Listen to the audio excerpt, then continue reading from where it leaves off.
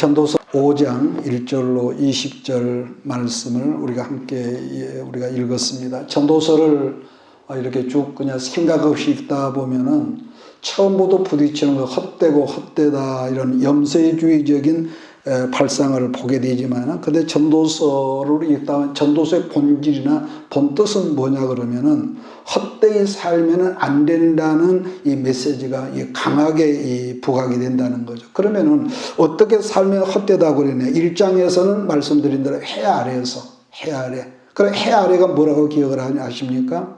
하나님이 배제된, 하나님이 없는 세상 사람들의 논리대로 사는 사람이기 때문에 어떤 우리 복을 누릴지라도 하나님이 중심된 삶을 살라는 말씀이지만, 반면에 2장은 내 중심, 그래서 내가 그 내가로 살았더니 결국은 오늘 솔로몬이 뭐라고 헛되다 그랬습니다.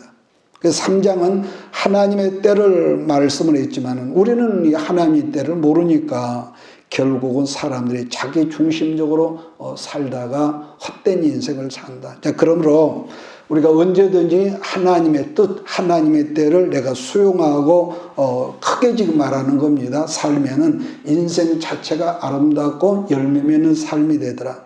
자, 지금 이 말씀한 관점의 헛됨이라고 하는 것은 하나님을 배제한 삶, 그리고 항상 내가 중심적인 삶, 세상의 논리로 살면은 결과적으로 모든 것이 물거품이 된다, 헛되다. 자, 이것이었습니다. 자, 그런데 오늘 우리가 같이 읽은 전도서 5장을 읽어보면 이 5장에서 말하는 최고의 헛됨이라는 것은 여기서 뭘 말하냐면은 영적인 생활에서 헛됨을 말씀한다.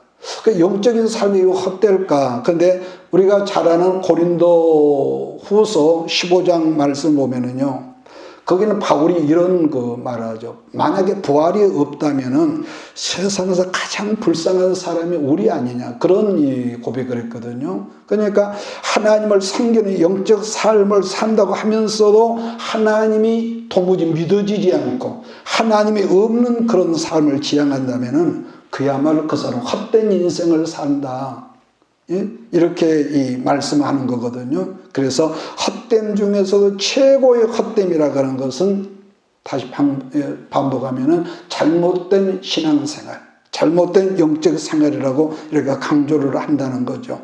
전도서 5장 앞부분에서는 영적 생활이 헛되지 않기 위해서라고, 그 다음에 전도서 5장 뒷부분은 물질 생활이 헛되지 않게 어떻게 해야 하냐고 이렇게 크게 두 가지로만 오늘 말씀을 좀 줄여서 말씀을 나누려고 합니다.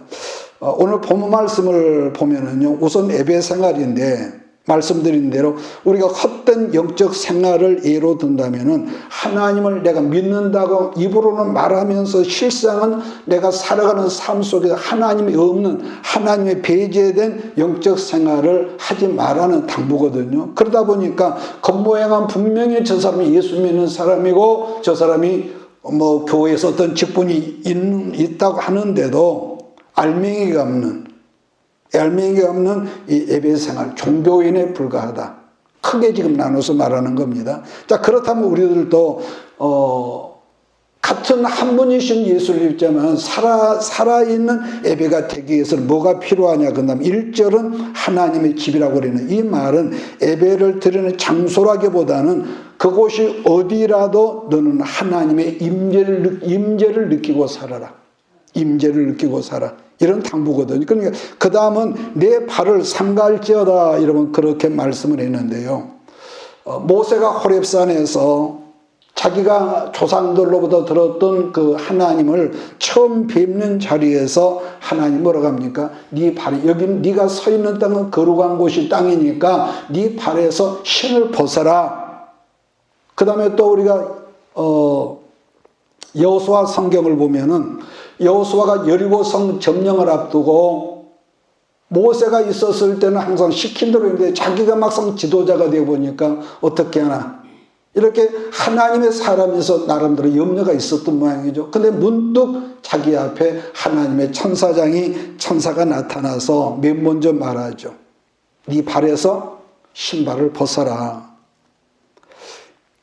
신발이 뭐길래 이 성경에서는 중요한 그런 시기마다 신발을 벗으라고 하나님이 명령하죠. 신발이 도대체 뭘 의미하길래? 그래, 신발이란 하나님 뭐 하는데 자꾸 이렇게 강조를 하냐 그러면요. 여러분, 신발이라고 하는 것은 하나의 정체성을 의미한다 하겠는데, 여러분이 나는 우리가 어떤 직장에 맨 먼저 들어가면 뭘 우리가 서류를 내놓습니까?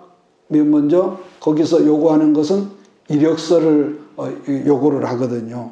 이력서를 제출하는데 그 이력서의 이자가 한자로 보면 신발 이자예요. 신발 이자. 나중에 한번 찾아보세요.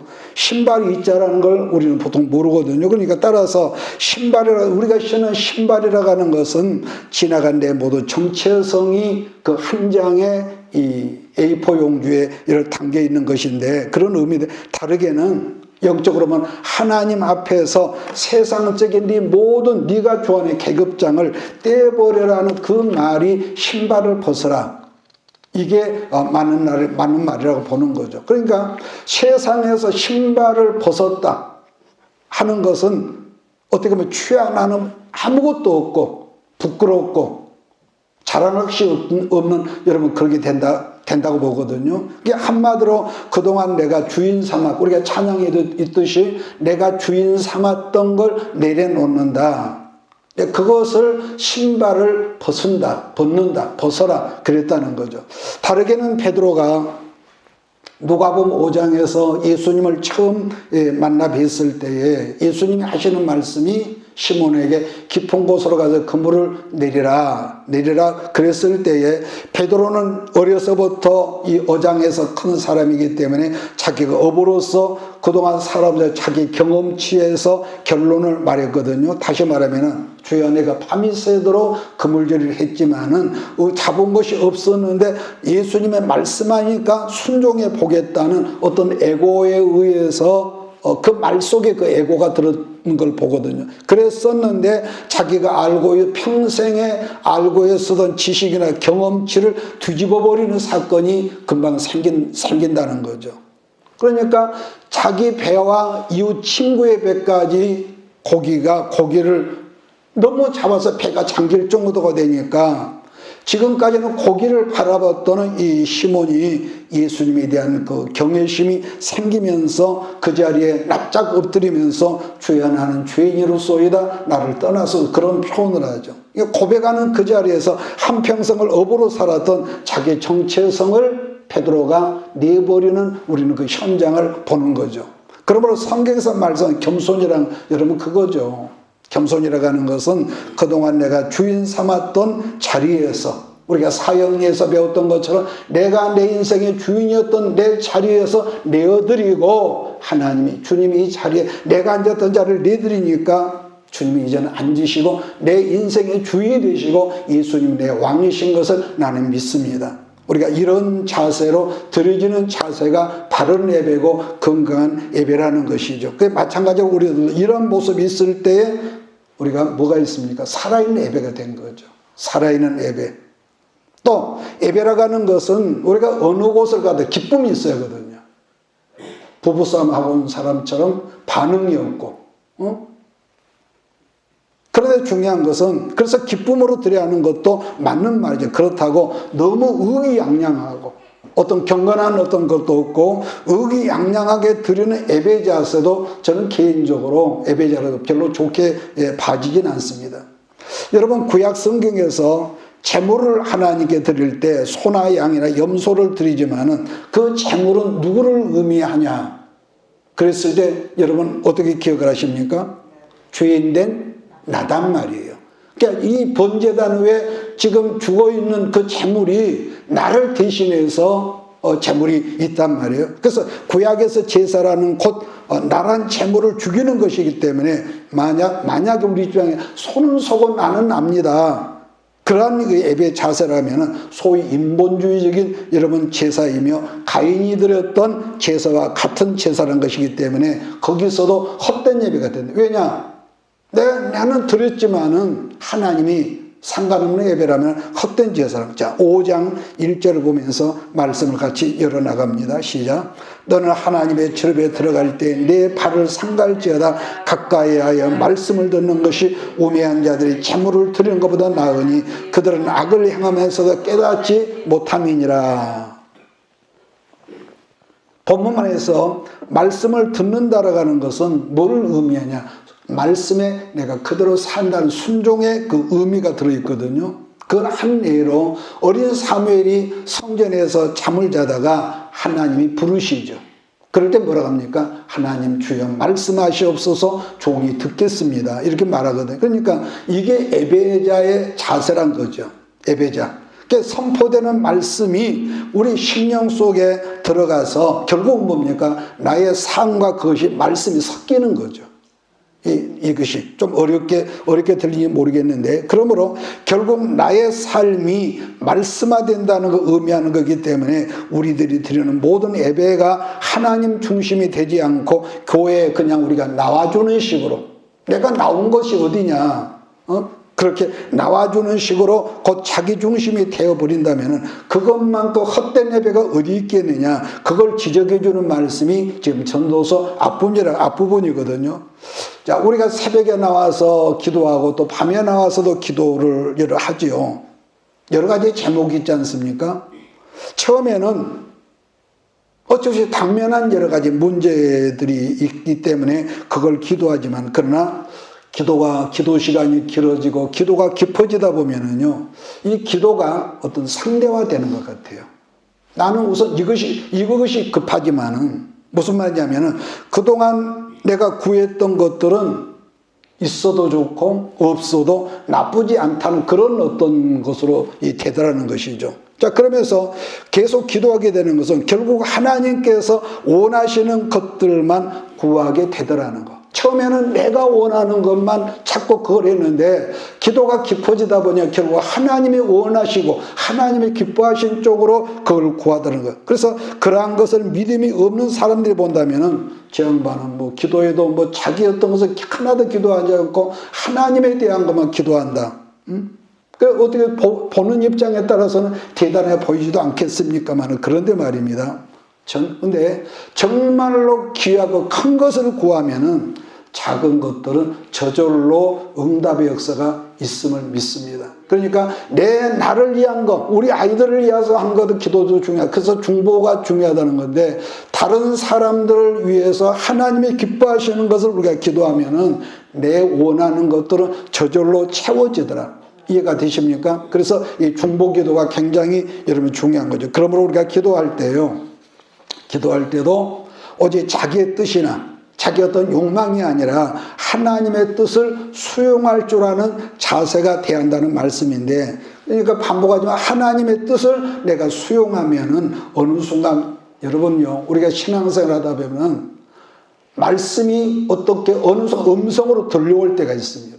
그럴 때가 여러분 오거든요. 자, 그 다음 단계에서 꼭 필요한 것은 하나님 앞에서 우리가 침묵하는 훈련이 필요하다는 거죠. 사람들마다 우리가 모임에서 말을 많이 해요. 그 사람이 말을 많이 하면 결국은 자기 뜻을 다른 사람에 관철시키고자 하는 그런 게 많거든요. 신앙생활이나 여러분 말로 하는 것이 아니라 첫째는 뭐죠? 잘 들어야죠. 듣지 않는 사람은요, 발전이 없습니다. 그 다음은 그분의 존전에 서 있는 자세로 우리가 늘 말해 코람되어죠. 그러니까 굉장한 어른 앞에 있으면 우리가 말을 반격맞게 할 수가 없죠. 그러잖아요. 침묵하는 훈련. 그러면은 말씀이 내 삶 속에 어느 순간에 섞인다는, 삶에 이 말씀이 섞인다는 거죠. 자, 5장 2절 3절을 제가 읽습니다. 너는 하나님 앞에서 함부로 입을 열지 말며 급한 마음으로 말을 내지 말라. 하나님은 하늘에 계시고 너는 땅에 있음이니라. 그런즉 마땅히 말을 적게 할 것이라. 걱정이 많으면 꿈이 생기고 말이 많으면 우매자의 소리가 나타나느니라. 여러분 세번역 성경을 찾아보면은 걱정이 많으면 꿈자리에 좋지 않다 그랬는데요, 오직 하나님 말씀을 따라가는 삶을 지향하는 우리 식구들이 되기를 예수의 이름으로 축복합니다. 자, 그 다음 4절 5절은 하나님 앞에 서원에 관한 말씀이 있거든요. 4절 5절을 보면 얼핏 보면 빚쟁이가 빚을 독촉하는 말씀으로 보이기도 해요. 그런데 오늘 시간은 그런 면으로 우리가 보고 좀 다른 면에서, 정말로 중요한 것은 여러분 우리가 어떤 서원을 하나님께 했을지라도 그 서원이 하나님 중심이었는가 나를 중심이었는가를 우리가 살펴볼 필요가 있다고 봅니다. 무슨 말이냐면은 여러분 모든 서원의 근거는요 사람인 내 어떤 것이 아니라 하나님에게 이기 때문인데, 왜냐하면은 그게 잘못되면은요 짜치사사기에 나오는 입당, 아버지가 말을 자기 딸을, 애동딸을 번제물로 드리는 이런 그런 엉뚱한 이런 모양새가 나오기 때문인데, 그래서 우리 예수님도 뭐라고 하죠? 맹세하지 마라, 서원하지 마라, 이렇게 당부를 한 거죠. 자, 그렇다면 굳이 서원을 말한다, 어떻게 하란 말이냐 그랬을 때에, 아니 이걸 이렇게 말해도 될까요? 우리가 이 인간관계 속에도 어떤 분들은 그죠, 그 일이 확실하지 않으면 내 성을 바꿔버려, 이런 분들이 가끔 있거든요. 왜냐하면은 그 사람이 자기 의지가 워낙 강하기 때문에 속된 말로 하늘에 두 쪽 나도 일은 내가 할 거야, 그렇게 자신감이 있는 사람인데요, 철저한 자기 중심적인 사람이죠. 얼마나 하나님 앞에 망정된 말을 하는 사람이거든요. 가장 일반적 서원이라면은 이것입니다. 나를 주께 맡겨드리는 것이니까 주여 나를 주님 뜻하신 대로 써주십시오. 이것이 가장 건강한 여러분 서원일 것입니다. 그래서 사무엘의 어머니 한나가 자식 문제로 성전에서 기도할 때에 잉티하기 전에 자기 뜻을 포함한 기도는 하나도 없었죠. 단지 하나님께서 내게 아들을 주시면은 주께 드리겠으니 주님 뜻대로 이 아들을 사용해 주십시오, 그것뿐이었거든요. 그 다음에 6절 7절을 같이 읽습니다. 시작. 내 입으로 내 육체가 범죄하게 하지 말라. 천사 앞에서 내가 서원한 것이 실수라고 말하지 말라. 어찌 하나님께서 내 목소리를 말며 진노하사 내 손으로 한 것을 멸하시게 하랴. 꿈이 많으며 헛된 일들이 많아지고 말이 많아도 그러하니 오직 너는 하나님을 경외할지니라. 본문의 경외라고 하는 것은요 하나님의 존전입니다. 하나님의 존전. 그러니까 경외라고 하는 것은 죄를 지어서 내가 두려워 떤다는 것이 아니라 어미하신 그분 앞에 우리가 두려워하는 그런 마음을 경외인 거죠. 그래서 우리가 하나님께 억만금을 드렸다 할지라도 그걸 사람 앞에서 자랑하거나 나팔불지 이런 말아야 하겠고요. 왜냐하면은 히스기야가 자기의 능력을 자랑해도 훗날 남김없이 여러분 그 바벨론에다 빼앗기거든요. 잊지 말아야 합니다. 어떤 기도 응답도 하나님께만 있는 거지 나의 탁월함과 나의 유능함과 우리의 선함에 응답이 있지 않다는 것이 건강한 서원 정신이라는 것을 우리는 알아야 할 것입니다. 8절로 9절을 보겠습니다. 너는 어느 지방에서든지 빈민을 학대하는 것과 정의와 공의를 짓밟는 것을 볼지라도 그것을 이상히 여기지 말라. 높은 자는 더 높은 자가 감찰하고 또 그것들보다 더 높은 자들도 있음이니라. 땅의 소산물은 모든 사람을 위하여 있나니 왕도 밭에 소산을 파네. 여러분 세상의 부조리를 여기서 말하고 있는데요, 그것 때문에 안달하지 말고 그냥 쿨하게 넘어가라는 그런 당부의 말이죠. 왜냐하면 하나님이 없는 세상에 어디를 가도 다 그런 게 있거든요. 어디를 가도. 그래서 어떤 분이 자기 책에서 이런 말을 했습니다. 평화를 위해서 싸우는 사람은 안달해서는 안 된다고. 안달. 가정에서 그렇게 평화가 중요한 거 아닙니까? 그럼 여기서 안달한다는 게 뭐냐면은 세상적인 일로, 하나님이 아닌 세상적인 일로 말미암아 자기 마음의 평화를 잃어버리는 것을 통칭해서 안달이라거든요. 즉 평화를 위해서 싸우는 사람이 정작 자기 마음에 평화가 없으면 어떡하겠냐면 그런 뜻이라고 봐집니다. 심리적으로 우리가 큰 일이든 작은 일이든 묵묵히 어떤 일을 기다리지 못하고 안달복달하는 사람의 특징이 뭐냐면요, 자기 뜻, 곧 자기 뜻이 너무 강한 사람은요 안달할 수밖에 없다 그렇게 보거든요. 왜 그러느냐, 내 생각, 내 뜻이 아니라, 아니 그게 아니라 이렇게 말할까요? 사람의 내 때가 아니라 성경은 분명히 하나님의 때가 있다고 그렇게 말합니다. 그러니까 내 생각과 내 뜻이 아니라 하나님의 생각을 받아들이고, 이게 좀 맞는 말인가 모르겠는데. 자, 어쨌든 지금까지 한 두세 가지를 잠깐 이렇게 두루뭉실 넘어갔는데요. 우리들이 한 분 예수를 믿지만은 살아있는 영적 예배 생활이 필요한 게 뭐냐면은 언제나 우리가 먹든지 마시든지 하나님 중심이라는 것을 잊지 말기를 바랍니다. 우리가 부족할지라도 나는 하나님 뜻대로 살 거야. 하나님 원하시는 살 거야. 그래, 하나님 중심적인 거. 또 하나 영적인 생활이 헛되지 않게 해서 필요한 게 뭐냐면은 예수님이 가까워질수록 내 자신이 죽어지는 거. 우리가 신앙생활 오래 해서 나는 뭐 목사가 됐어, 장로가 됐어, 그건 뻘소리죠. 세상적인 표현으로. 그게 아니라 신앙생활이 오래되면 오래될수록 말씀이 깊어지면 깊어질수록 늘 제가 하는 표현이 있죠. 우리 아이들이 부모가 원하는 것도 아니었는데 저런 부분은 좀 아빠를 안 닮고 좀 그래서 얼마나 좋냐 그런데 그러니까 시켜 내가 나의 나쁜 점을 알지마서 내가 못 고친단 말이에요. 그런데 우리 아이들에게 그런 게 보였으면 안타깝죠. 어쩔 수 있지 않거든요. 그런데 제가 무슨 말 하고자 하면은 예수를 오래 믿었으면 예수 그 속에서 나왔으니까 성경은 왜 내가 너를 낳았다 그랬기 때문에 닮아가야 하는데 안 닮고 마씨를 닮을 때가 많단 말이에요. 마씨를. 여러분 그럴 때 없어요? 내가 분명히 하나님을 아버지라고 예수를 구주러 가는데 내가 가만히 곰곰이 생각하면 내가 아무리 생각해도 내가 우리 하나님을 닮지 않고 마선생을 내가 닮을 때가 많다. 여러분 그게 있는데 그래서 거기서 회개하고 나를 낮아지고 내가 죽어지는 거예요. 이게 굉장히 여러분 중요한 거죠. 그렇기 때문에 자기 중심적인 사람의 특징이 뭐냐 한다면요. 그런 사람은 낙심도 잘합니다. 안 그럴 것 같습니까? 하나님 중심인 사람은 금방 죽어도 하늘이 무너져도 산다 그러는데 자기 중심적인 사람은 실망도 잘하고 낙심도 잘하고 그렇게 잘하거든요.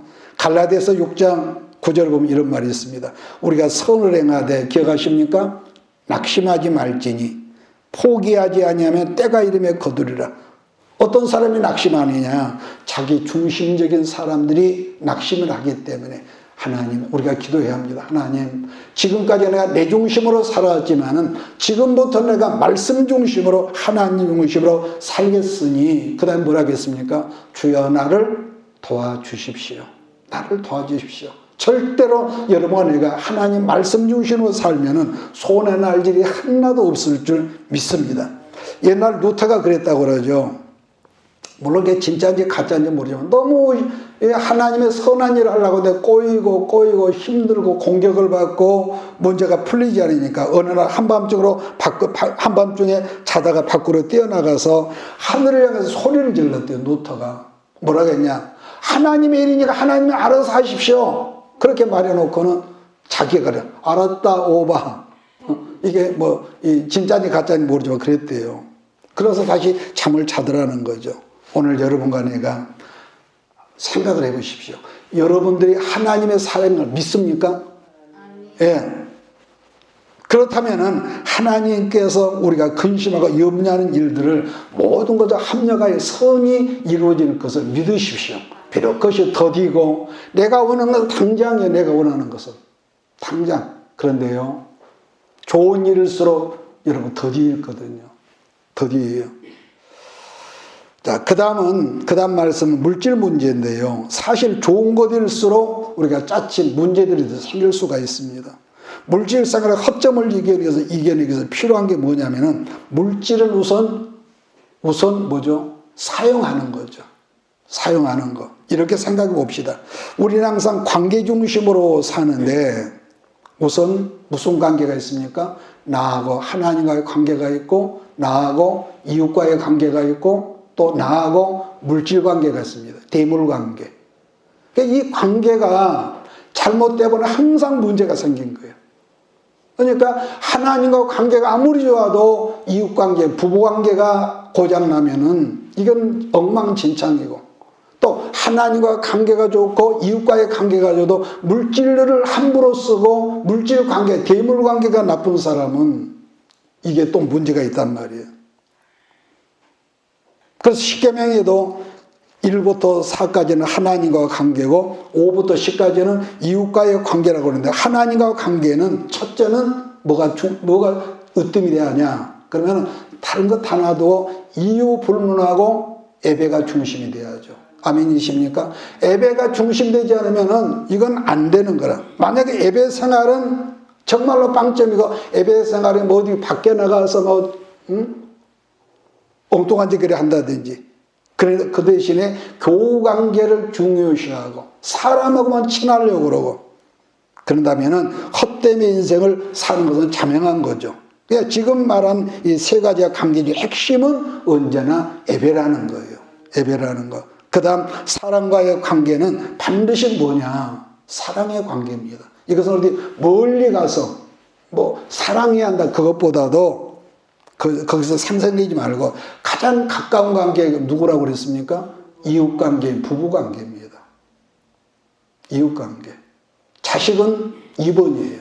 성경으로 말합시다. 자식은 사랑해서 우리가 낳은 거지만은 가장 좋은 관계는요, 이 이웃관계는 이제 부부관계란 말이에요. 그런데 이웃관계인 부부는 여기서 중요한 것은 제가 늘 당부하지만 아무리 재물이 많고 아무리 어떤 영화가 있을지라도 그 관계가 사랑의 관계가 아니면은 저절로 무슨 관계가 되겠습니까? 법의 관계가 되죠. 법의 관계. 법의 관계는요, 아무리 천하에 없는 재물이 있고 어떤 것이 있더라도요, 그 관계처럼 피곤한 것이 없습니다.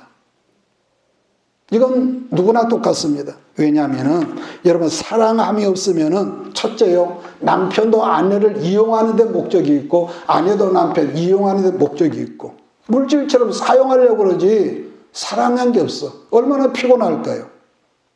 물론 물질은 그래서 무조건 사용을 하라는 거죠. 그런데 우리는 보편적으로 물질을 사용하기보다는 물질을 사랑하는 거기에 문제가 있다고 오늘 10절에도 이 독특한 표현으로 은을 사랑한다 그렇게 되어 있는데요.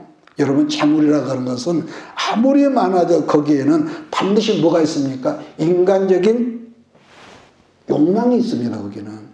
그러잖아요. 인간적인 욕망이 항상 섞여 있기 때문에 여러분 재물로는 비어있는 우리 마음의 심령을 따뜻하게 채울 수가 없어.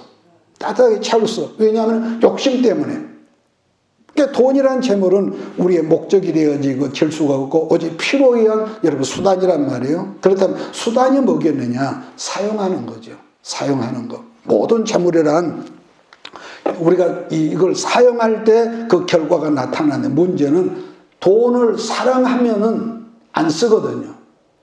절대로 안 씁니다. 우리가 가끔 이 TV에서 그걸 부부관계에 대해서 보는데요. 아니, 내가 아는 어떤 목사님이 있어. 친구 목사님인데 사모님하고 어디를 갔다 오다가 지나가다 보면 그 과일을 판다든지 무슨 붕어빵을 판다든지 여자들은 큰 것이 아니라 작은 것을 요구할 때가 있거든요. 여보 목사님 제가 하나 사주세요. 그러면 시끄러워 집에 가서 먹어. 그것이 그 사모님한테 두고두고 상처가 되나 봐. 응? 그래서 늘 말하지만은 여자들은 큰 것에 감격을 한 것이 아니라 요만큼한 세심한 배려. 이해하십니까? 예. 어떤 큰 것을 준 것이 아니라 자자분한 것. 이것만, 이런 비밀만 알면은 다툴 일이 없죠. 그러니까 작은 것에 서운하고 작은 것에 감격하고. 우리가 어렸을 때요, 우리가 넘어지죠. 지금은 아스팔트를 걸릴 것도 없지만 꼭 요만한 것에 돌뼈를 걸려가지고 넘어져가지고 무릎이 깨진단 말이에요. 그래서 우리가 적은 문제, 예수님도 그랬습니다. 작은 것에 충성된 자가 큰 것도 충성한다. 작은 것을 무시한 사람은 큰 문제도 무시한다는 거죠. 자, 그렇다면 수단이라고 그랬는데 모든 재물이라고 하는 내가 사용할 때 그 결과가 나다. 문제는 돈을 사용하자고 이렇게 쌓아놓으려가는 거. 쌓아놓으려가는 거. 여러분 재물도요, 하나님께서 우리에게 주신 선물이기 때문에 우리가 사용하지 않고 우리가 저축해야 하죠. 긴축해야 하고. 그런데 중요한 것은 사랑의 관계에서는 여러분 쌓아두려 하면은요 반드시 그것 때문에 여러분 트러블이 생기고 성경은 쌓아두면 심판의 역사가 있다는 것을 성경은 말씀하거든요. 그래서 돈이 우리가 없어서 생활이 어려울 때는 돈만 좀 많으면 좋을 것 같다 그러는데 돈이 막상 많으면은요 그것이 아닌가 봐요. 말 들어보면. 그래서 적을 때는 적어서 좋고 그래 서로 써주고 아낄 때는 아끼고 낭비하는 건 낭비한 걸 말한 게 아닙니다. 자, 5장 11절로 13절 말씀 보면서 정리합시다. 시작. 재산이 많아지면 먹는 자들도 많아지나니 그 소유주들은 눈으로 보는 것에 무엇이 유익하라. 노동자는 먹는 것이 많든지 적든지 잠을 달게 자거니와 부자는 그 부유함 때문에 잠을 자지 못하느니라. 내가 헤아려서 큰 폐단되는 일이 있는 것을 보았나니 그 소유주가 재물을 자기에게 해가 되도록 소유하는 것이라. 그렇다면 돈이란 어느 정도 있어야 할까? 자, 돈이란 얼마나 있어야 할까요?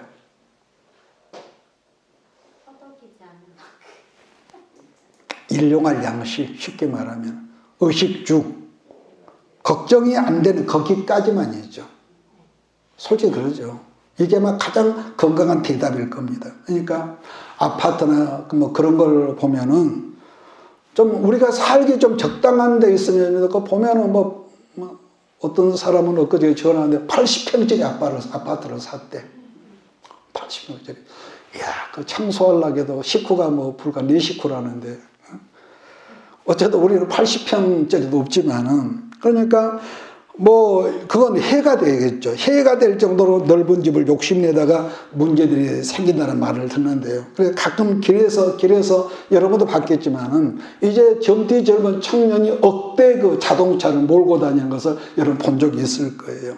그런 경우는 그게 자랑이 아니라 오히려 그것이 여러분 해로움이 된다 우리가 보거든요. 반복하지만은 물질이나 쌓아둔 것이 아니라 사용하는 것이다. 근데 문제는 나쁘게 사용하느냐 좋게 사용하느냐 잘 사용했을 그 가치가 여러분 드러나는 거 아니겠습니까? 그래서 가끔 조금 재산이 있어서 그걸 자식들에게 뭐 유산으로 남겨준다는데 그릇이 덜 된 사람에게 이 재산을 주면 그 자식이 어떻게 될까요?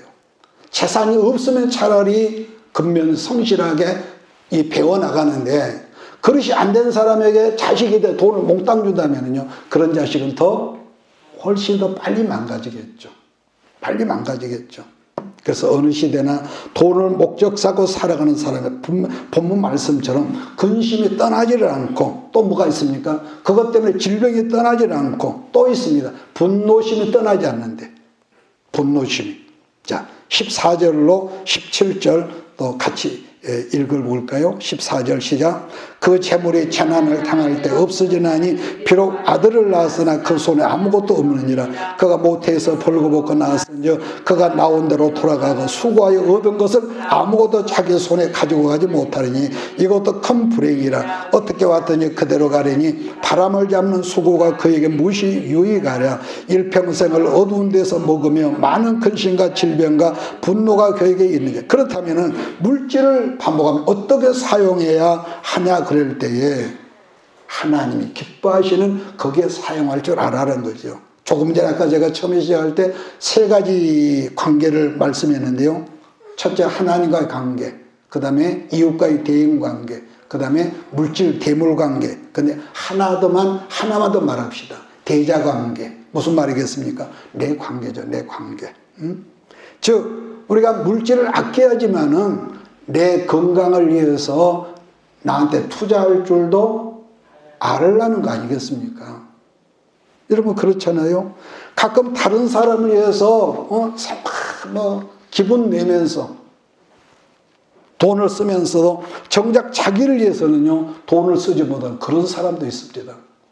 옷은 돈이 있으면서도 항상 시장에서 10,000원짜리만 살려고 그러고 없을 때는 이해가 가지. 근데 그것은 나는 그 전략이라고 안 보거든요.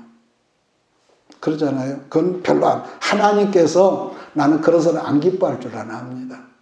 내가 누려야지 막 쌓아놓으려고 그러고.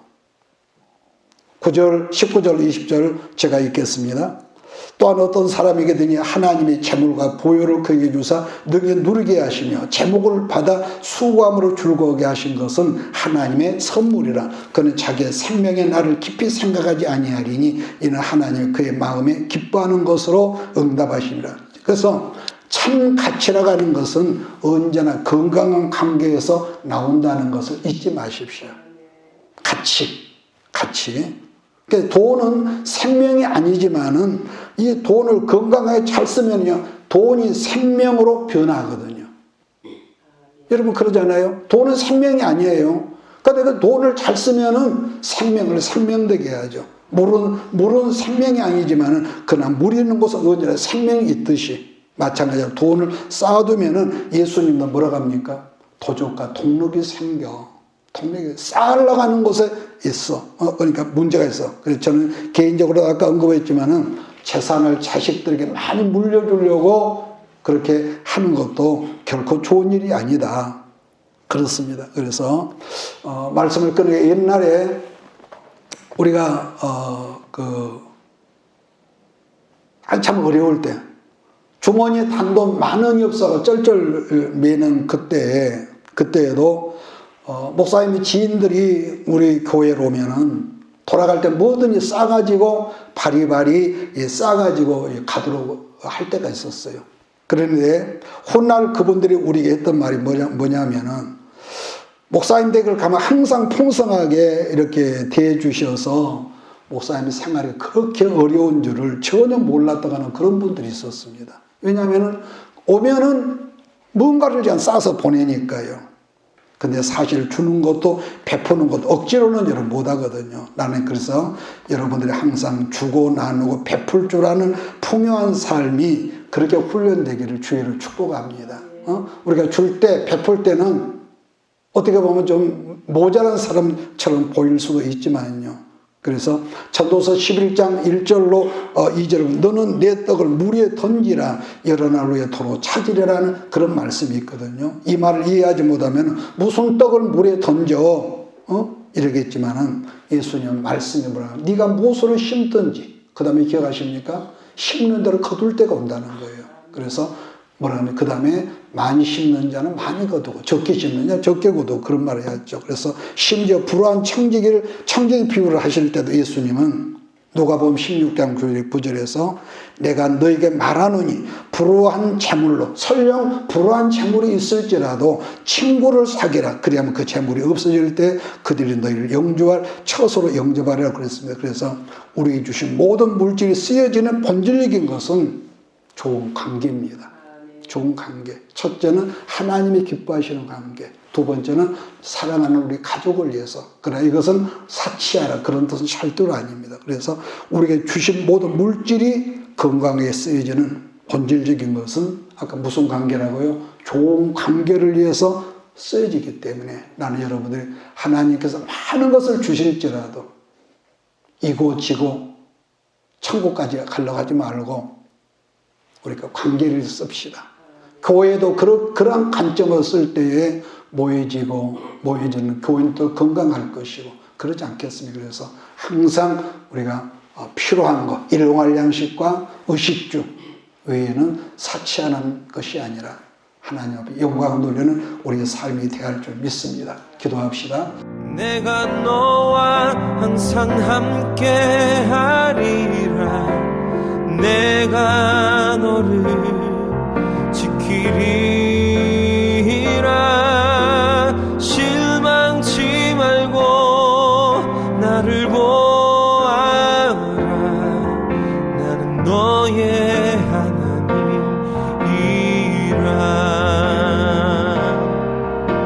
실망치 말고 나를 보아라. 나는 너의 하나님이라.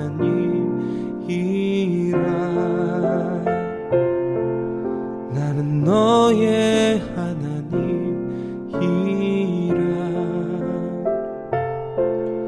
나는 너의 하나님